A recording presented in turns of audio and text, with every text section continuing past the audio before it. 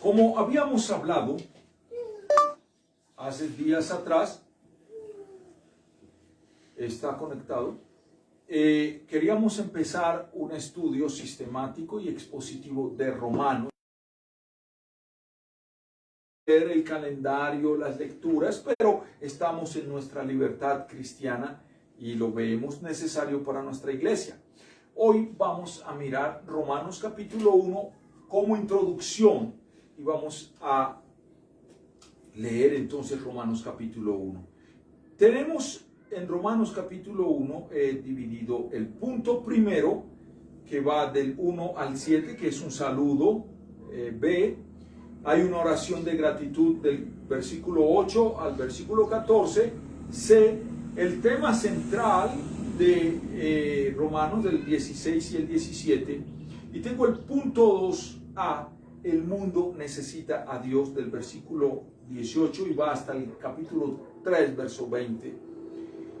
Y allí lo miraremos después. Y nos dice así en el saludo: Pablo, siervo de Jesucristo, llamado a ser apóstol, apartado para el evangelio de Dios, que él había prometido antes por sus profetas en las santas escrituras, acerca de su Hijo nuestro Señor Jesucristo, que era del linaje de David según la carne, que fue declarado Hijo de Dios con poder según el Espíritu de santidad por la resurrección de entre los muertos, y por quien recibimos la gracia y el apostolado para la obediencia a la fe en todas las naciones por amor de su nombre, entre las cuales estáis también vosotros, llamados a ser de Jesucristo, a todos los que estáis en Roma, amados de Dios, llamados a ser santos. Gracia y paz a vosotros de Dios nuestro Padre y del Señor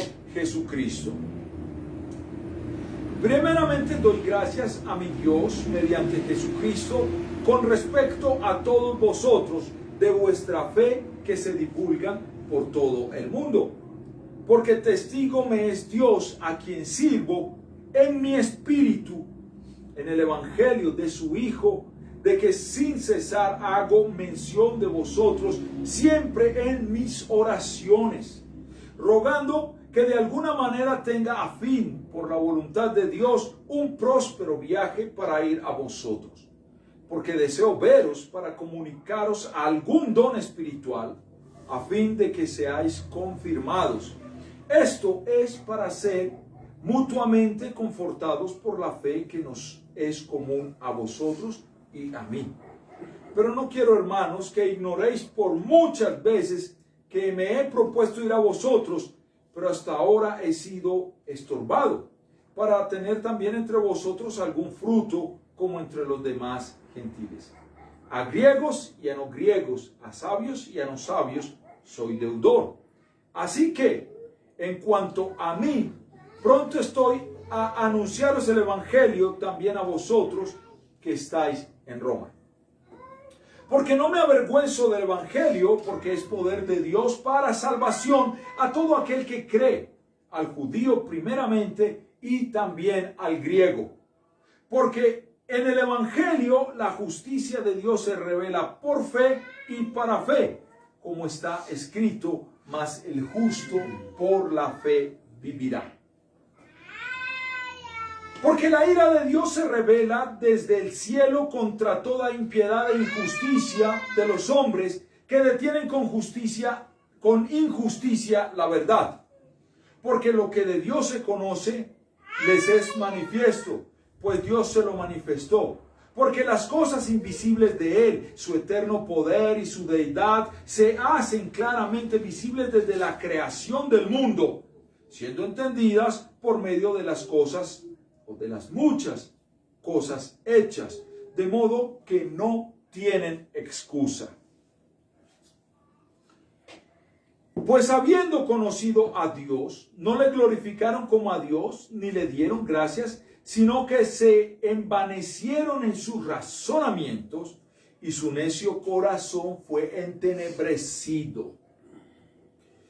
Profesando ser sabios, se hicieron necios, y cambiaron la gloria de Dios incorruptible en semejanza de imagen de hombre corruptible, de aves, de cuadrúpedos, de reptiles, por lo cual también Dios los entregó a la inmundicia en las concupiscencias de sus corazones, de modo que deshonraron en sí sus propios cuerpos, ya que cambiaron la verdad de Dios por la mentira, honrando y dando culto a las criaturas antes que al Creador, el cual es bendito por todos los siglos.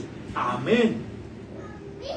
Por esto Dios los entregó a pasiones vergonzosas, pues aún sus mujeres cambiaron el uso natural por el que es contra naturaleza. Y de igual modo, también los hombres, dejando el uso natural de la mujer, se encendieron en su lascivia unos con otros, cometiendo hechos vergonzosos, hombres con hombres, y recibiendo en sí mismos la retribución debida a su extravío.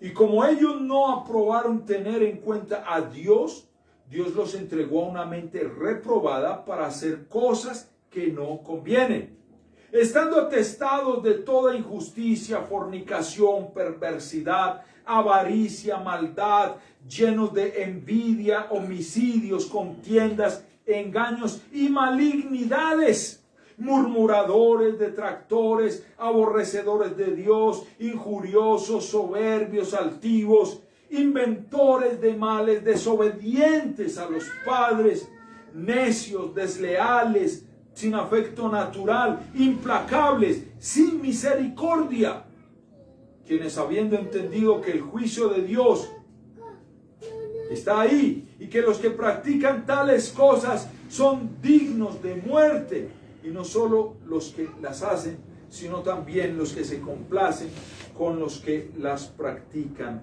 Palabra de Dios. Gloria a Dios. Esta segunda parte de Romanos es un poco fuerte, ¿verdad? Sí. Pero yo no me voy a meter en partes exegéticas. Yo quiero ser expositivo y práctico para que la iglesia, nuestra congregación y todos los que están allí con nosotros puedan entender. Y déjeme hacer una pequeña introducción antes de empezar Romanos. En su prólogo a la epístola de los Romanos, al comentario, Martín Lutero denomina a esta carta justamente la parte central del Nuevo Testamento y el Evangelio más puro. Y no quiere decir que Pablo extrajo un evangelio y lo puso más alto sobre los evangelios, no, pero San Pablo explicó sistemáticamente muy bien el evangelio que aprendió de Jesucristo y que se narra también en los santos evangelios. Romanos es una carta muy especial. Es una carta llena de riquezas bíblicas, teológicas, de nuestra salvación. Y ahora, es la única carta que escribió el apóstol Pablo a una iglesia que él no conocía ni que él fundó. Eran hermanos desconocidos para él, pero en realidad los amaba porque había una fe en común que los unía, como a nosotros. Esa fe en común que nos une. Y lo que sí es seguro es que el tema fundamental de la epístola de los Romanos y lo que resalta toda la Santa Escritura, y Pablo lo expone sistemáticamente, es la justicia que proviene de Dios, no por nosotros mismos.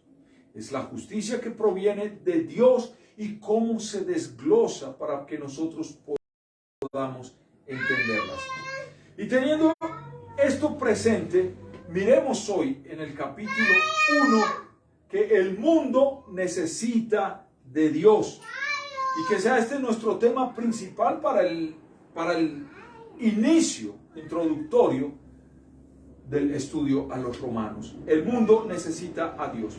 Miremos antes en los capítulos 1 al 7, en los versículos 1 al 7, ese saludo. Y vamos a encontrar 4 puntos especiales en ese saludo. En el versículo 1, cuando Pablo dice, siervo de Jesucristo, llamado a ser apóstol, apartado para el evangelio de Dios, nos está diciendo es que a los creyentes, no solo a Pablo, a los creyentes se nos llama esclavos. Bueno, hay una palabra en griego que es douloi, ¿sí? Y somos esclavos, literalmente esclavos de Jesucristo. Ahora, cuando el apóstol Pablo nos llama aquí esclavos, esto debe distinguirse del esclavo asalariado, que en griego sería la palabra mistios o diáconos. ¿Por qué? Porque el asalariado tenía ciertos derechos, ciertos privilegios, no era un inmueble, no era un objeto sin privilegios como el esclavo. No, este asalariado prestaba un servicio, se le pagaba por ese servicio, tenía ciertos privilegios como entrar a la casa de su amo y tan pronto terminaba sus servicios, su periodo de trabajo, él quedaba en libertad. Pero en este caso, cuando Pablo nos habla de esclavos, está hablando de esos esclavos aquí que no tienen derecho o privilegio, que jamás podía irse. Y no solamente era el concepto que tenía Pablo en mente cuando dice yo esclavo de Jesucristo. Pablo aquí también nos da algo más. Afirma también que los verdaderos creyentes son esclavos de sus co-creyentes. En otras palabras, el verdadero creyente es esclavo de Jesucristo, pero también es esclavo de sus hermanos en el servicio. Y esa idea, por amor a Cristo, la encontramos en la segunda carta a los Corintios 4:5, donde podemos leer nuestro texto lo siguiente. Segunda carta a los Corintios 4:5. Porque no nos predicamos a nosotros mismos, sino a Jesucristo como Señor, y a nosotros como vuestros siervos, utilizando la misma palabra, como vuestros esclavos, por amor de Jesús. Lo primero, en el saludo, Pablo nos da una gran riqueza. Sí, somos siervos de Jesucristo, llamados a ser siervos de nuestros hermanos por amor a Jesucristo. No para predicarnos a nosotros mismos, no para halagarnos a nosotros mismos, pero sí para servir. Bueno, amar a Dios sobre todas las cosas y a tu prójimo como a ti mismo, básicamente. Ahora, en el versículo 2, Pablo nos está diciendo que él había prometido antes por sus profetas en las santas escrituras, y es algo bien importante. Hoy en día están saliendo muchas espiritualidades, muchos conceptos personales. Hoy venía con mi esposa para acá y vimos una iglesia. Su logo no es una cruz, es una iglesia de esos pentecostales. Su logo era una vasija de agua y un pie ahí, el símbolo de lavar los pies. Y no decía culto, ni siquiera decía culto, como decía Club Familiar Dominical. Club Familiar Dominical. No, en Itagüí, es la misma que hay en Versalles. Eso es una secta pentecostal. Pablo, junto con Jesús y todos los escritores del Nuevo Testamento, absolutamente todos, afirman que su mensaje continúa la revelación dada a los judíos en el Antiguo Testamento. Si usted lee, por ejemplo, el Evangelio de San Marcos capítulo 1, empieza la revelación, ¿sí?, de Jesucristo que fue dada a los profetas en las Escrituras. Y Pablo empieza igual, que prometió por sus profetas en las Santas Escrituras. Pablo no tuvo una revelación especial. Pablo no continuó algo nuevo. Jesucristo hizo un completo esto, o el Jesús histórico que se encuentra en los evangelios dejó ciertas... Y Pablo ahora no introdujo nada nuevo. Continuó lo que fue revelado a los escritores del Antiguo Testamento. Ve el Evangelio de Cristo como el cumplimiento de lo señalado en las Escrituras del Antiguo Testamento. Ustedes recuerdan que en los sermones anteriores he venido diciéndoles que Cristo es el perfecto cumplimiento de todas las profecías del Antiguo Testamento. Que el Evangelio es Cristo mismo salvando. Eso es el Evangelio. Es Cristo, esas buenas nuevas de Él. Así ve Pablo el Evangelio, el cumplimiento del Antiguo Testamento, que se completa con la llegada de Cristo, que se cumple aquí y forma el marco de referencia para el escribir. Y todos los escritores del Nuevo Testamento tienen en el Antiguo Testamento el marco de referencia para escribir, ¿sí? Y si usted puede mirar esto, el Nuevo Testamento contiene más de 250 citas del Antiguo Testamento y miles de alusiones, pasajes y sucesos del Antiguo Testamento. En otras, yo podría decir el Antiguo Testamento es el capullo y el Nuevo Testamento es la flor que se abrió con la venida de Cristo. Solamente San Pablo cita más de 50 versículos directos del Antiguo Testamento. No es una fe nueva, no estamos predicando una invención nueva, una revelación nueva. El apóstol Pablo nos dejó muy claro que nuestra fe está fundada en los profetas y los apóstoles, siendo la principal piedra del ángulo, ¿quién? Jesucristo mismo.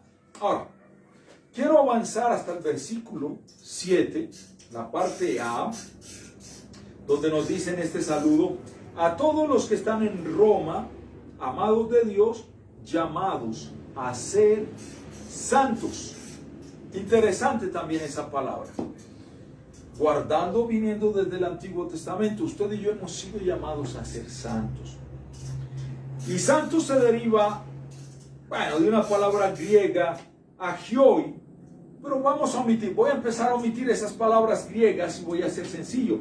Y significa literalmente puesto aparte, separado para Dios. Significa ser santo, perfecto. Y en el Nuevo Testamento se aplica ese título a aquellos que han sido regenerados por Dios, por la fe en Cristo, no por sus obras externas. No.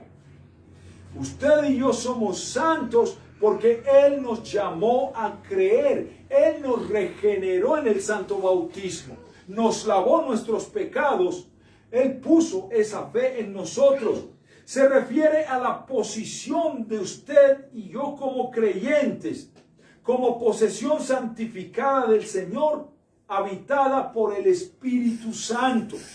La santidad nuestra no depende en nuestras obras, en nuestra propia justificación, en vestir de X o Y forma, en comer X o no comer cualquier alimento. No, nuestra santificación, nuestra santidad viene del que murió en la cruz del Calvario, que nos llamó desde antes de la fundación del mundo para ser santos.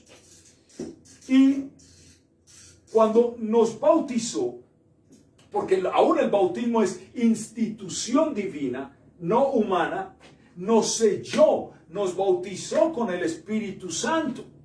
No hay un segundo bautismo, como enseñan algunos herejes, de que usted fue bautizado por agua y ahora necesita ser bautizado con el Espíritu Santo y de pronto hablar en nuevas lenguas. No. Cuando fue usted bautizado en nombre del Dios Trino, también fue hecho morada del Espíritu Santo. ¿Sí? En su experiencia, el creyente santificado va llenándose más y más del Señor Jesucristo. va creciendo en el conocimiento y la gracia de su Señor Jesucristo. De hecho, en nuestra liturgia que se ha hecho por años y años, en una de nuestras oraciones, oh Dios misericordioso que has dado a tu Hijo Jesucristo, dice: aumenta en nosotros el verdadero conocimiento de ti y de tu voluntad y la verdadera obediencia a tu palabra. El cristiano llamado, regenerado, santificado, va llenándose más y más de Jesucristo y conformándose a semejanza suya. Sí, el cristiano fue llamado a ser como su Señor Jesucristo. No lo vamos a lograr aquí en la tierra, pero cuando estemos con nuestros cuerpos transformados, y lo vamos a ver más adelante en el versículo, en el capítulo 8 en adelante, vamos a ser iguales a Cristo. Y aunque no llegará a la perfección en esta tierra, cuando estemos con Él, vamos a verlo. Y eso nos lo dice San Juan, primera carta de Juan, el capítulo 3, el verso 2, donde dice: amados, ahora somos hijos de Dios y aún no se ha manifestado lo que hemos de ser. Pero sabemos que cuando Él se manifieste, seremos semejantes a Él, porque le veremos tal como Él es. Seremos semejantes a Cristo. Por eso el cristiano no puede ser un ente estático o decir que no necesita la iglesia para congregarse. Yo puse algo en los estados, ¿sí? Realmente fue el pastor Brickman de Argentina quien lo puso primero y lo vi muy útil. Usted quiere ser cristiano sin ir a la iglesia, pero ser cristiano sin ir a la iglesia es como ser un padre sin familia, ser un estudiante sin ir a la escuela, ¿sí? O ser un soldado sin haber sido reclutado o estar en el ejército. ¿Qué clase de cristiano sería ese? Ahora, debido a esto y a que ahora todo el mundo llama a Dios Padre, en la parte B del versículo 7 nos dice: gracia y paz a vosotros de Dios, nuestro Padre y Señor Jesucristo. Lutero explica muy bien esto en el Catecismo Menor, ¿sí? En el primer artículo del credo. Creo en Dios Padre, Creador, ¿cierto? ¿Por qué llamamos nosotros Padre a Dios? Ahí está explicado por Lutero en el Catecismo Menor. Ahora, tomando esas palabras y teniendo presente nuestras confesiones, la paternidad de Dios la podemos entender en dos maneras. Sí, primero, en un sentido amplio. Dios es el Padre de todos los seres humanos por ser su creador. Sí, podríamos mirarlo así. Todos han sido hechos por Él y de Él derivan su vida natural. Ahí podríamos mirar a Dios como Padre. Pero cuando Pablo, en la parte B de este versículo, de nuestro Padre y Señor Jesucristo, aquí lo estamos mirando en un sentido particular. Dios es el Padre de aquellos que creen. Dios es el Padre de los creyentes, de los justificados, creyentes, no de todo el mundo en este sentido. Juan 1:12 nos dice: mas a todos los que le recibieron, a los que creen en su nombre, les dio potestad de ser hechos hijos de Dios. No es que usted lo quiso así. Es el Padre de los creyentes, de los que creen. Pues bajo el nuevo pacto que se da a nosotros por el santo bautismo, recuerde que Pablo en Colosenses también nos explica que el bautismo nuestro viene desde la circuncisión y que Dios reconoce como hijos a los bautizados, como en el antiguo pacto reconocía como hijos solo a los circuncidados. Aquí en este nuevo pacto se constituye en padre de todos los creyentes en virtud de su nuevo nacimiento, que se da por agua, o sea, en el santo bautismo. Él se constituye allí nuestro Padre, y Él y nosotros nos hemos convertido en sus hijos. Y hay un término bien interesante aquí que lo vamos a ver. Aquí tengo algunos textos bíblicos. Juan 1:13.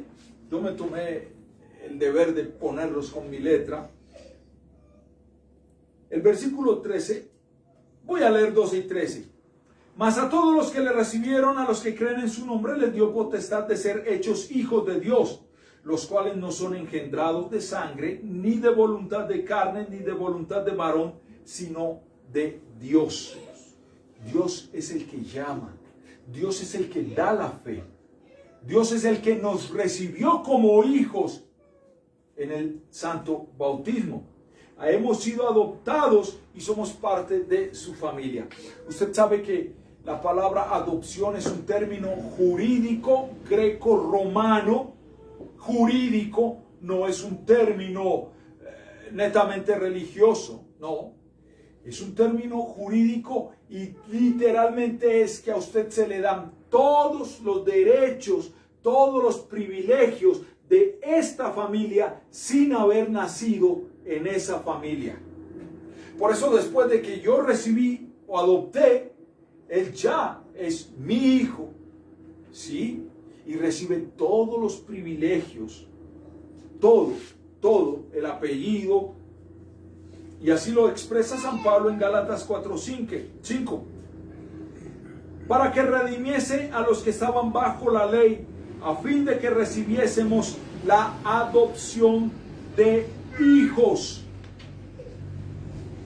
Todo lo que tiene Dios nos lo entrega en Cristo. Y nos hacemos herederos y coherederos con Cristo. Esto es lo que el apóstol Pablo nos está expresando. Y es por eso que el título que yo estaba dando a esta introducción solamente es una introducción a los romanos, es que el mundo necesita de Dios. Porque usted ha recibido tantas cosas bellas y de gracia recibimos, de gracia debemos dar. Por eso en el versículo 8, Pablo está contento con esta iglesia de los romanos y les dice: primeramente doy gracias a mi Dios mediante Jesucristo con respecto a todos vosotros, de que vuestra fe se divulga por todo el mundo. El creyente no fue llamado ni fue adoptado para quedarse ahí sentado egoístamente y ver cómo el mundo muere, cómo el mundo desperdicia su vida sin Cristo y cómo todos van al infierno.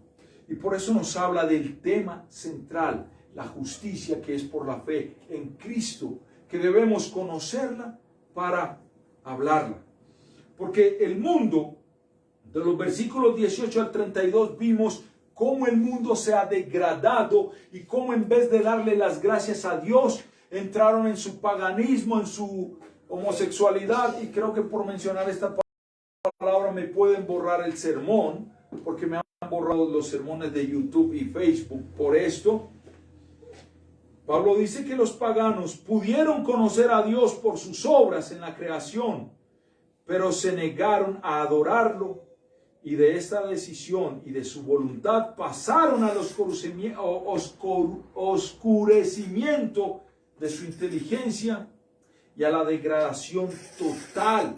Aunque nacemos depravados, totalmente separados de Dios por nuestro pecado, aquí son inventores de nuevos males. Y esto se manifiesta en la abominable idolatría. Porque el hombre, cuando rechaza a Dios, se vuelve un idólatra, hasta de una flor, de un perro, y en su perversidad se hunde.